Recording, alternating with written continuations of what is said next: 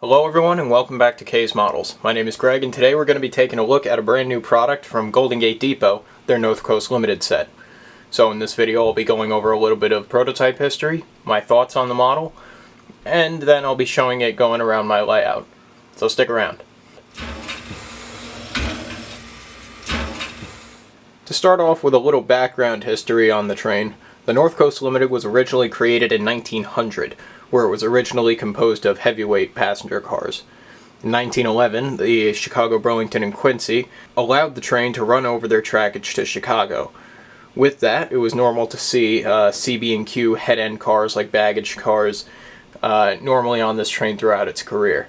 Also with that, some cars would eventually get little CB&Q lettering in the top right corner on the car side, similar to how it was done on the California Zephyr cars, but on this model that's not represented.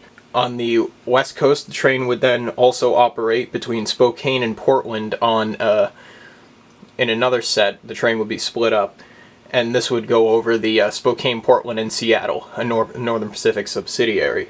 This train would eventually become one of the fastest ways in order to get between Chicago and the Pacific Northwest. In 1946, the board of directors for the Northern Pacific allowed purchase of new streamlined cars for the train in order to lighten it up and make it more competitive to trains like the California Zephyr, the Empire Builder, and the Hiawatha. Competition from the Great Northern and Milwaukee Road also pushed the Northern Pacific to make a schedule of only 46.5 hours from Chicago to Seattle with this new train. The original scheme, however, was a lot different from what we see in front of us right now, which was known as the Pine Tree scheme. It had a gray roof, dark green letterboards, a light green window band, and dark green lower sides with black trucks. In 1954, however, the train was remodeled by none other than Raymond Loewy, who is also famous for the design of the Pennsylvania GG1.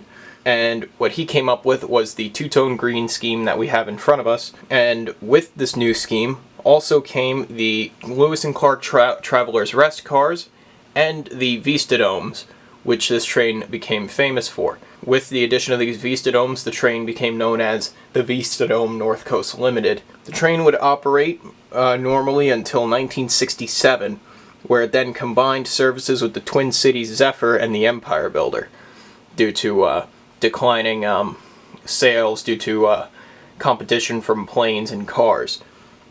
3 years later, the Northern Pacific, Chicago, Burlington, and Quincy, and the Great Northern would then merge to form Burlington Northern. And under this, a combined Empire Builder and North Coast Limited, still under the North Coast Limited name, will run until April 30th, 1971, which was when Amtrak took over. That date was actually one day past the 71st anniversary of this train's inauguration. Once Amtrak took over, they discontinued this name and most of the original service. Now on to the consist. The train was consisted of the water baggage car at the front, which was a normal baggage car, but also had a large water tank for the steam generators in the F units. This allowed the train to go farther between stops without having to stop for more water. Behind that was a mail and dorm combine, a dome coach, a regular 56-seat coach, the Lewis and Clark Traveler's Rest car, a diner, a dome sleeper, a 864 sleeper, which is not included in this set. So for picture's sake, I'll put up the Challenger Imports model, and then the observation. Now, obviously, there were repeats of cars. For the coaches, there were actually 3 of those identical coaches in a row. Then there were also two of the dome sleepers and then 2 of the dome coaches. Also thrown into the mix later on in the train's life was a Pullman slumber coach. Northern Pacific bought a couple of these for sleeping car services. I do have one here for just for demonstration purposes, but this set doesn't come with that slumber coach. We've had this slumber coach for a couple of years now, from a earlier run that Golden Gate Depot did. But if you're interested in them, I believe that there is a second run up for reservation right now. Alright, now let's get on to the model. So the train is sold in a main 8-car set and then an add-on 4-car set. All the cars are equipped with LED flicker-free lighting, which has a nice warm white to it. The trucks are ball bearing. They seem to roll pretty good. And the train also comes with knuckle couplers installed, but you can put KDs on if you want. You can probably see right now the baggage car has a KD put on. I just put that on just so it could couple up to the engines. The rest of the train is still running knuckle couplers because recently the knuckle couplers that have been coming from Golden Gate Depot have actually been pretty reliable. I don't mind them, and they actually work a lot better with them than regular KDs, I noticed. Just for going around like 072 curves, the cars will stay pretty close together. Included in every car is a little poly bag, which inside of it has the air hoses and heating pipe, as well as the steps on the side of the car for the doors and for riding on the side of the car. These you have to put on yourself. This is the first time I've seen the steps be something you have to put on yourself, and as a result did come across some oddities with that. Like for example, if you look here on this car, and this is a common theme with the rest of the cars, you'll notice that I only have one screw put in. That's because the holes don't line up for both screws.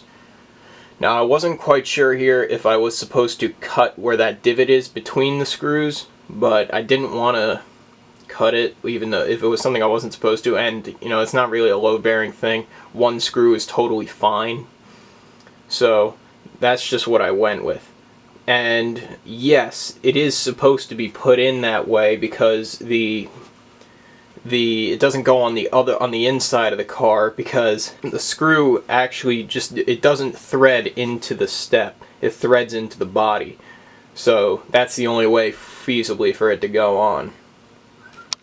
One other issue that I found with these steps is on the RPO, there's the wide steps for the mail door. Now, unfortunately, where it's placed and its size, it hits the truck really easily and severely limits the amount of rotation that the truck has.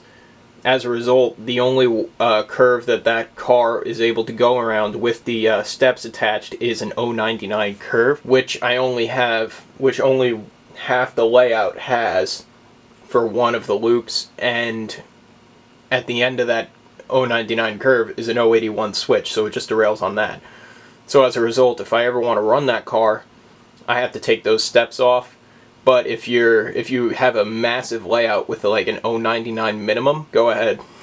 Now, one interesting thing that I found when I fired up the track power for this train for the first time, I actually thought it was pretty funny.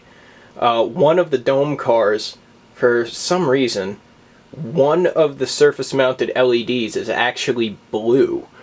I don't know how that happened, and I don't really know how to fix it besides either replacing the whole board or going ahead and desoldering that surface mount LED out and placing a new one in. But for now, I'm just going to leave it. It's not really impeding the operation of the car, so. And the flicker-free lighting's alright. I wish the capacitor was a little bit stronger on it. I understand that maybe there's space constraints and they can't really fit a capacitor big enough to keep the lights on for like an extra couple of seconds. Like on a HO, I know it's a much lower voltage, so it's easier to store more power in a capacitor on a smaller scale like that. But I would have liked to see a slightly bigger capacitor used for that. Now, I would have come out with this video a while ago, but there was one thing that was preventing me from doing that, and that was the diaphragms on these cars. I took off the part that was really annoying us already, but what it was there was a on top of all the cars that weren't dome cars, there was this piece of like black tape that was used on top, which I guess was supposed to represent like a piece of rubber on a diaphragm, and honestly it didn't look too good. It fell off really easily. I initially actually thought it was a piece of packaging, but I ended up just removing it all and having to clean off the residue and touching up where the paint got affected by it. Yeah, that's why this video took a while, was getting through all that. Interestingly, the domes just have a piece of strip brass on top of it, like where it would be. So that's a pretty weird design choice on Golden Gate Depot's part there. Now, one other thing about just models of this train in particular, and this scheme, is these two greens are incredibly hard for some reason for manufacturers to pin down and get right. A lot of that can be based on the fact that these cars aren't really around anymore. I know there's the two web rail domes going around, and also a lot of companies, this is like the first time a full ready to run non-brass set of this train has been done. Either way, I've noticed some companies do have a hard time pinning down the green on this. What I do have here is a set of Northern Pacific Historical Society color drift cards, which are supposed to be samples of the actual paint used on these. So I can use these to determine how far off the color is for the prototype compared to the models. Now, I'll put up a picture up on screen now of the two of how the cars compare, and it's pretty good. It's really close. Only a minor difference. I've certainly seen worse. For example, the Broadway Limited F7s that just came out, those don't match up very well. The main thing that I'm looking for also with these is that the cars match the engines, because with these cars came the Northern Pacific F3s from Third Rail. I reviewed these in a previous video, and those are also going to be the engines that are going to be pulling the train after this. Yeah, with those two together, they look just fine. It's pretty much the exact same shade, which is perfect, because if the engine and the cars match, then it's really hard to really tell how far off it is from the prototype, because it looks better. So that's one thing I commend Third Rail and Golden Gate Depot for, is using the same shade of green, same shades of green for both their engines and cars, which allows for a very nice looking train once it's put together. Alright, I think I've said just about everything I needed to say about this train. If there's anything that I missed that you want to know more about, please comment down below. I will get back to you. So, without further ado, let's run some trains. Now, I will be taking a few of these cars off. The layout, the size of the layout doesn't allow for me to run a massive 12-car, 13-car train like this. So I'm just going to be taking off extra cars like the coaches. On the inside track, I'm going to be running a mixed freight with these two Northern Pacific Jeeps from Atlas.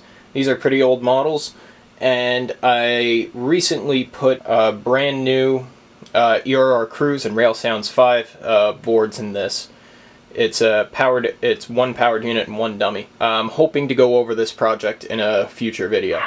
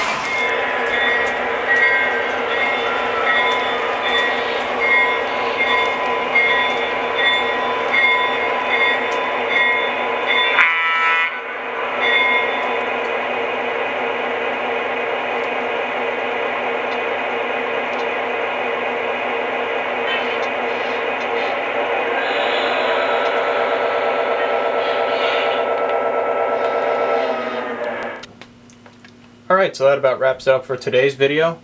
Leave a comment below if you have any suggestions for the video. For example, in the F3 review video, a couple of people suggested that I change the KD mounts a little bit on the F3s to make them a bit closer coupled. I did that, and they look a lot better.